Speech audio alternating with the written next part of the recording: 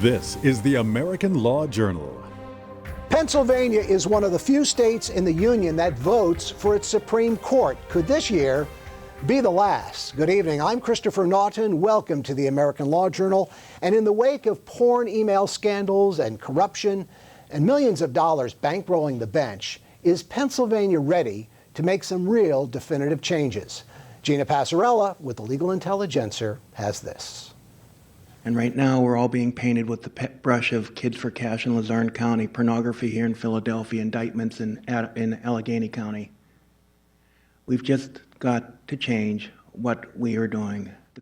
The Pennsylvania Supreme Court and the state's judiciary is at an all-time low in reputation and numbers. Scandal rocking the Pennsylvania State Supreme Court tonight. Justice Joan Ori Melvin is now... First, Justice Ori Melvin was forced to resign on corruption charges. And then last year's porn email scandal took down Justice Seamus McCaffrey, raised questions about former Chief Justice Ron Castile's handling of the situation. And now, with the PA Attorney General's office releasing those porn emails, Justice Ikan's role in the scandal is under investigation. And that's really been the tip of the iceberg. I mean, in the last 10 years, there have been other real big problems, like the Luzerne Kids for Cash crisis, almost the entire bench of the Philadelphia Traffic Court being indicted. I mean, when is enough enough? So it's little wonder that ethics trumps everything else in this year's judicial elections. Plus, there's an historical number of slots to fill on Pennsylvania's High Court. 1704, the last time there were 3 vacancies. William Penn was governor of Pennsylvania, and the monarch of England selected the candidates. This year, voters will fill those 3 Supreme Court vacancies. But could it be the last time? Voices are growing louder that it's time to stop electing judges. When you elect judges, I mean, that is a strictly partisan political process. I generally think that appointing judges is better than electing them. We've proven pretty unable to separate money from politics and from campaigns. Recently, a group of retired Pennsylvania judges called for an end to judicial elections. Only 6 states still elect its judges. Judges need to spend money and secure contributions from lawyers to get elected to their office. It should be ended. The question is, does Pennsylvania have the political will to make that change? We are at a crossroads. It's a time of great crisis in our Supreme Court, but it's also a time of great opportunity. For the American Law Journal, I'm Gina Passarella. All right, 3 guests with me tonight. The Honorable Edward Cahn graces our set once again. Sat on the federal bench for many years, the former Chief Judge of the Eastern District of Pennsylvania. Howard Bashman steps up to the plate once again, appellate trial attorney and the author of the How Appealing blog, and Hank Grezlak, the associate publisher and regional editor-in-chief with the Legal Intelligencer. Lynn Marks was supposed to be here tonight with Pennsylvanians for Modern Courts. She could not be here tonight. She's actually in Harrisburg because of merit selection duty that she's fulfilling. It's going to be scheduled to come before the House Judiciary Committee tomorrow morning. Good reason for Lynn not to be here. We will be hearing brief statements from all 7 of the candidates tonight. We may be hearing from you as well. We're going to try to get some of your phone calls in. We'll see how we can work that into the program. 1-800-426-4625, the number right here in the studio, or you can email us at info@lawjournaltv.com. I want to thank all of you for being here tonight. You probably don't know this, but this is actually our 25th anniversary on the air. 25 years ago, 1990, we stepped up, and hopefully we've covered some legal topics over the years that have stuck. Tonight, of course, is a very important topic, the election of Supreme Court justices.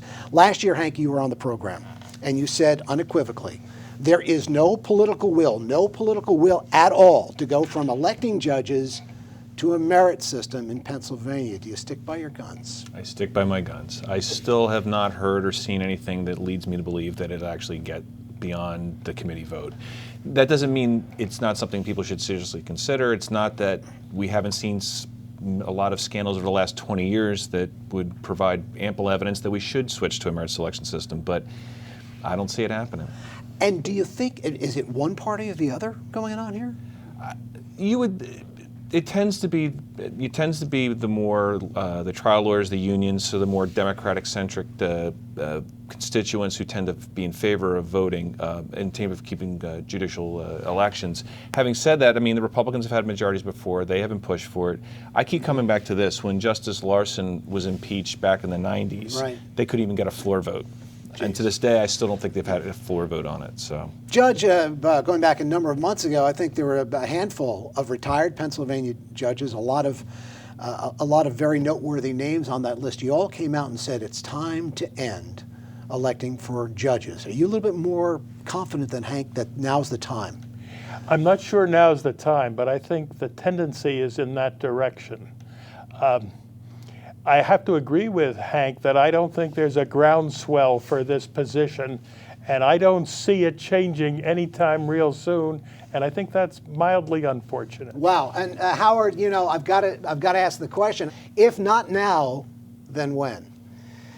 I agree that I don't see it changing anytime soon, and the candidates for the Supreme Court this year include very many strong individuals with specialized backgrounds that I think they'll serve in a distinguished way going forward. So this might not be the best time to think about ending it based on who the candidates are.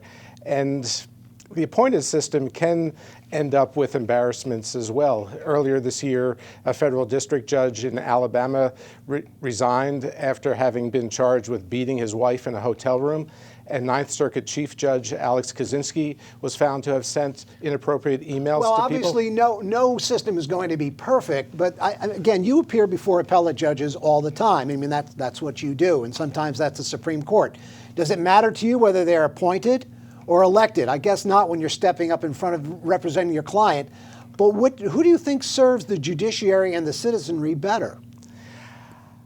I'm willing to agree that in general, appointed judges may have stronger backgrounds and qualifications than elected judges, but elected judges can have excellent backgrounds and qualifications as well, which is the case this year. Well, let's go ahead and take a look at our first batch of judges. We've paired them up. We're looking at them regionally, not by party. So let's take a look at our first batch, if you will, from the Pittsburgh, Allegheny County area. I am a judge on the Superior Court of Pennsylvania, and I've held that position since January of 2008. By term of service, it makes me the longest-serving appellate court judge who is one of the candidates for the Supreme Court of Pennsylvania come November 3. I've been a part of the legal community now as lawyer for judge for about 35 years. So I'm not a newcomer to this system. For almost half of those 35 years, I dedicated a substantial amount of my time to the enforcement of ethics for judges and lawyers in Pennsylvania. And what I'd like to do on the Supreme Court is bring my reverence for the law and for the Supreme Court to that body, and also to have the public gain the same sense of respect in the court system that it should have and that the court deserves. As both a trial lawyer and a trial judge, I was in the trenches on the front lines, and then as an appellate judge, I've been behind the front doing the strategic legal analysis that's necessary for making those appellate decisions. The Bar Association, for example, said after a very thorough background examination that they said, I have a reputation of being fair and civil. I have the temperament needed for a judge and a reputation of being honest and ethical. And that's all you can do. You have to start with yourself and bring the best you can to the role, and then hopefully lead by example. And it's time that we have a Supreme Court that's known for law and not for judicial politics. I rolled out a 5-point plan in early February. 1, no more gifts to judges. 2, end nepotism and end it now. 3, allow for cameras in the courtrooms so people can see what's done and said in their name. 4, mandate ethics training for all judicial candidates, the need for which is entirely self-evident. And 5, require the judges state on the record why they grant or deny a motion to recuse because as Brandeis wrote, sunlight is the best disinfectant. I'd say that Judge Weck does not know the value of a good soundbite. He basically said, synopsized his campaign in 30 to 40 seconds. Sunshine is the best disinfectant. They all have to be talking about ethics. You can't avoid it this year. Absolutely not. Absolutely not. I mean, it's all out there. It's constantly a constant refrain that we've heard throughout the debate. There was a debate last week, and the first couple questions are about scandal, recusal, campaign contributions. It's the center point of this election. But Chris, this is the problem. Yeah. You have people running for the state Supreme Court for justice, and they need a lot of money to be successful. And they have to talk to their friends to get the money and business people. And therefore, there's an inherent problem with ethics when you have judges elected by the populace. And to compound matters right now, in case the Supreme Court hadn't been dragged through the mud enough, you now have an attorney general in your state who's just about ready to lose her license to practice law. God knows what's going to happen there. And in the wake of this, she has released all of these porn emails from a year or so ago. So now, not only was this an embarrassment first and foremost to McCaffrey, but also to Castile, the Chief Justice. Now we find that Justice Ikan has been pulled into all of this. So honestly, Howard, the scandal continues. It's the beach ball that will not be suppressed beneath the waves. It doesn't go away. Right, it is a huge embarrassment on the court. But at the same time, when you talk about having to raise money, these justices are elected for 10-year terms. And once they're on the court, the need to raise money disappears. And after that, they have the retention elections, which only one justice in history has ever lost. So I think that once the justices are on the court, they don't go around thinking, who do I owe for being here today? They can focus on their work and focus on applying the law properly. And let's be clear about this, because we're talking about electing or selecting judges.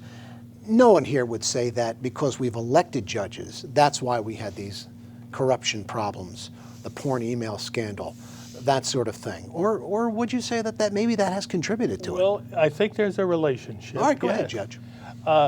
If you accept money from someone, there's even a semblance that maybe you'd be affected by the fact that you've done that. So that's a problem. Now, I have to admit that in the appointive process is also political, and you owe favors to people when you're appointed to the bench. I knew I certainly did. But it was highly unlikely that those favors would affect any decision I made. But, what I was going to say is that, maybe it's not the direct result, but we've definitely had justices over the last 20 years who definitely are the product of the political system and have oftentimes acted more like ward leaders than they have judges. And that's carried over. And now we have a situation where control of the Supreme Court's up for grabs, and you have a lot of money pouring in, and people keep whispering or chattering about dark money, but that's not really the issue. The issue is you've got millions of dollars being pulled in. Right now, the Democrats have far outpaced the Republicans in terms of how much they've raised. I think they've raised a total of $5.3 million to $1.4 million. And what this is doing is you've got a situation where you've got people who are going to appear before these judges raising money for them. And that creates all kinds of appearance issues. If we've got that graphic ready, let's take a real quick look at the amount of money raised just for this Supreme Court race here in the state of Pennsylvania. There you go, Hank.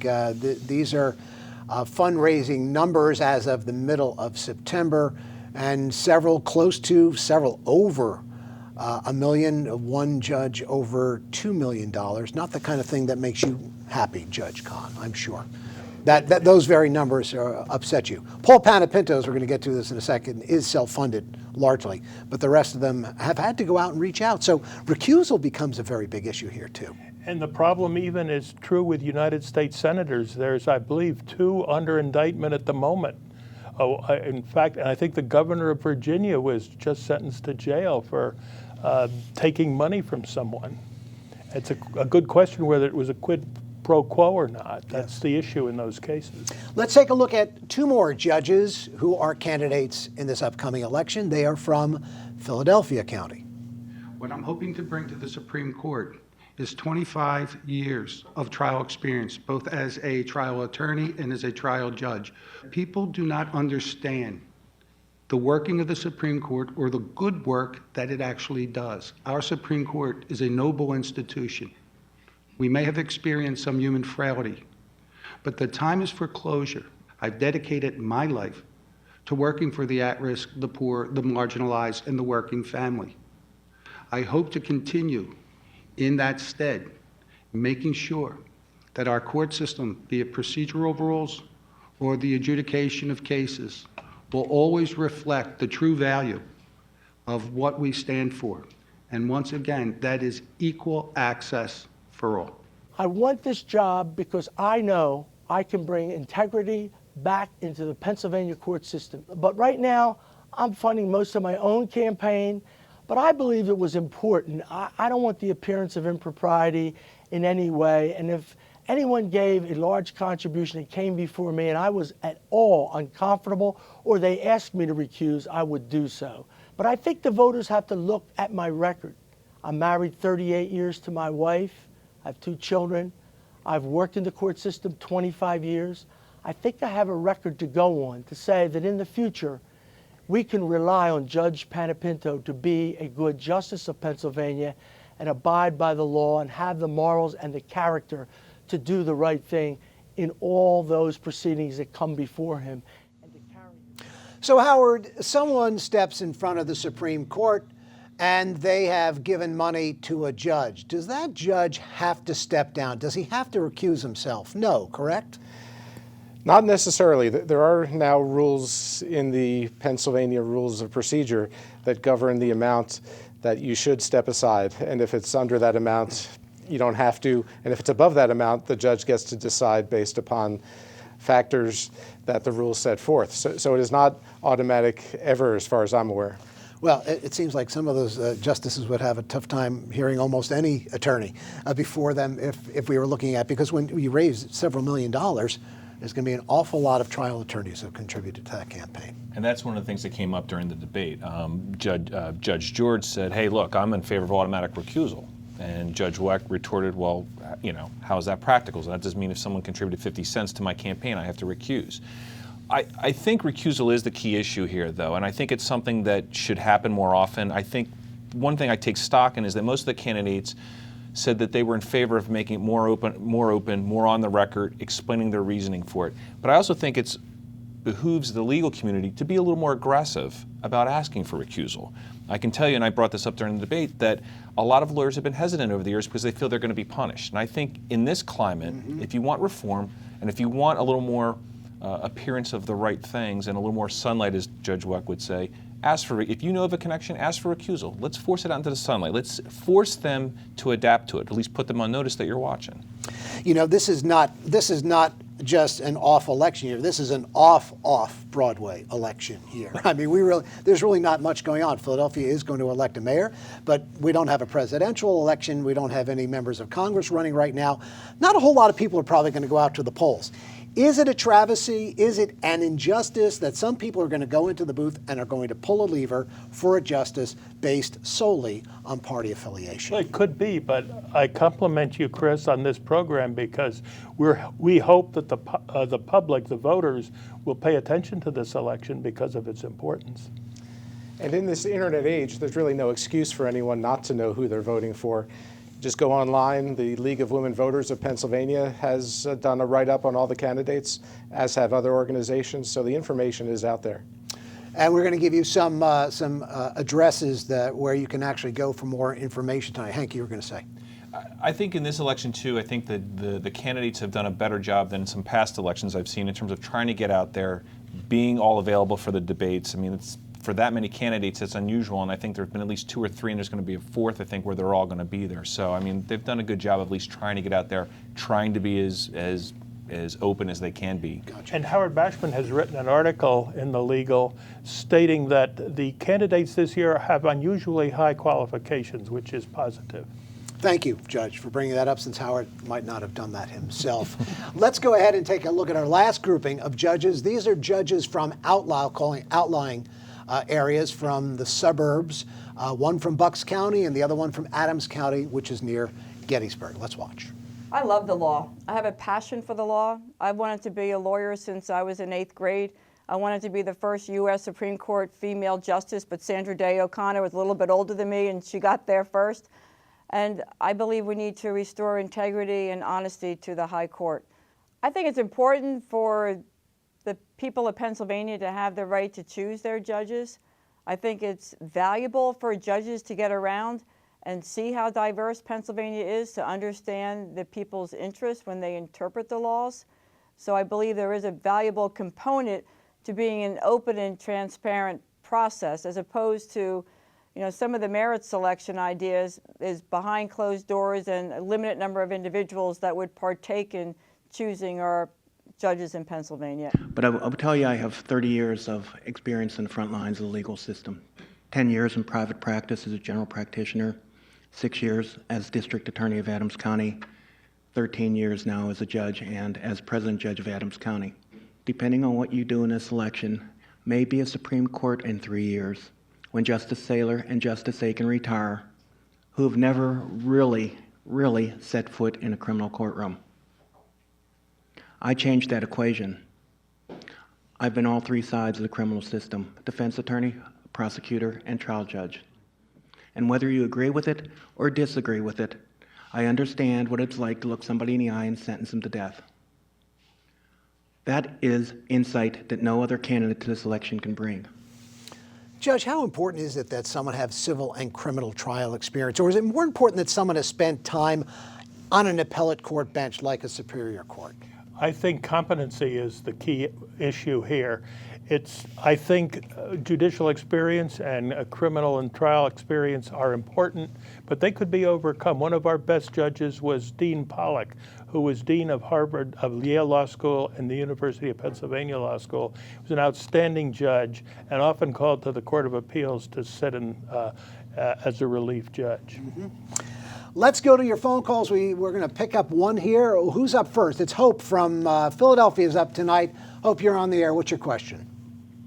Yeah, so Justice McCaffrey was forced to resign because of the email scandals, but now Justice Ikan has been implicated, but they don't seem to be going after him like they did McCaffrey. Why not?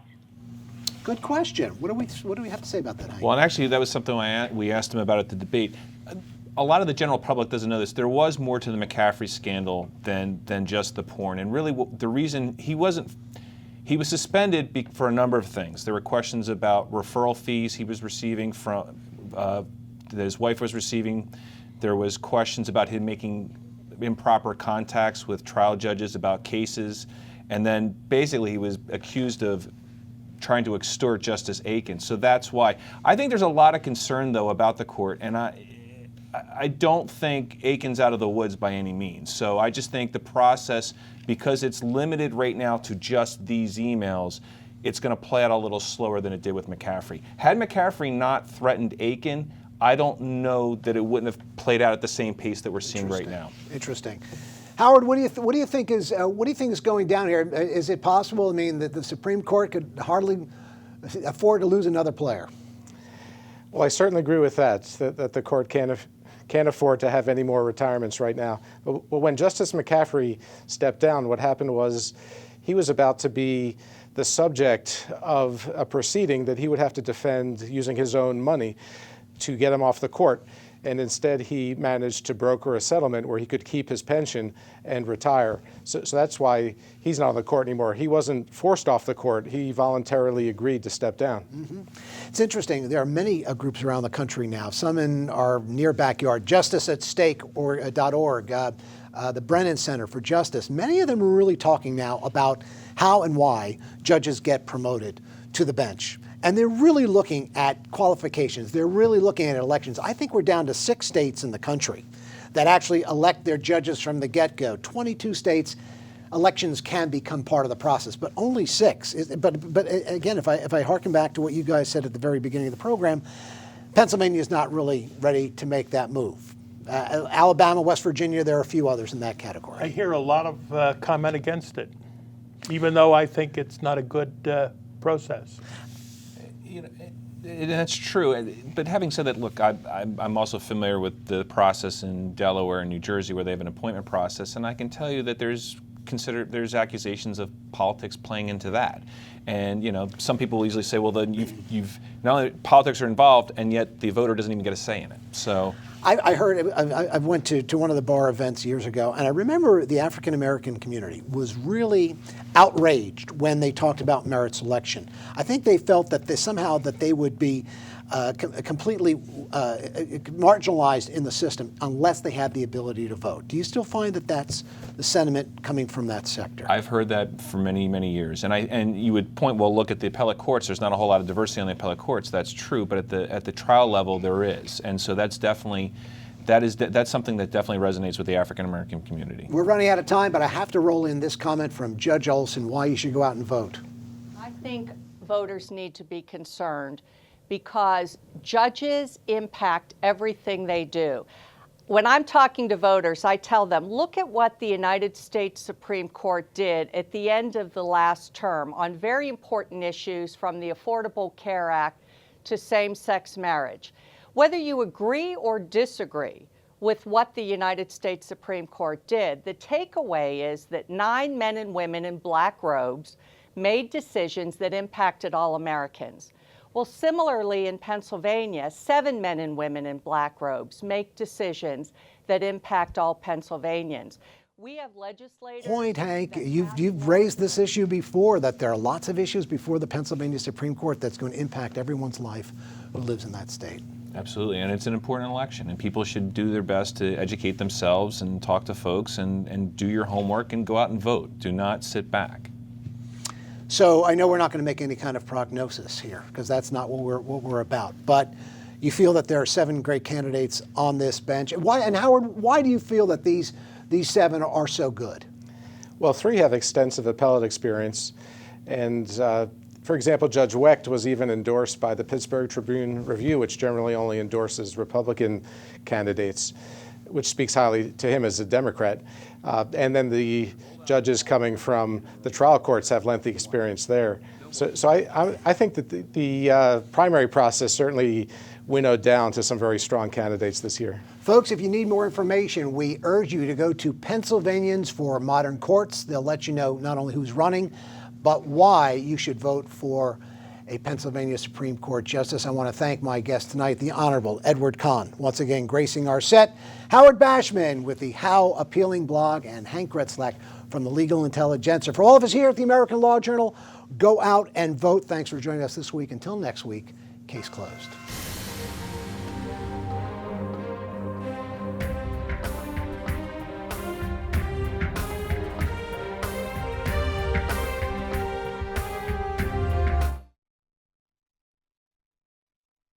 This week's American Law Journal has been made possible in part by Law Catalyst, legal media and marketing for lawyers. Go to lawcatalyst.com. Scheller PC, protecting consumer rights since 1977. Blank Rome, providing strategic advice for employers in today's workplace. King Spry, serving its Pennsylvania clients in family law, business, personal injury, and school law for over 30 years. And the Legal Intelligencer, an American lawyer media company, and the oldest daily legal newspaper in the United States.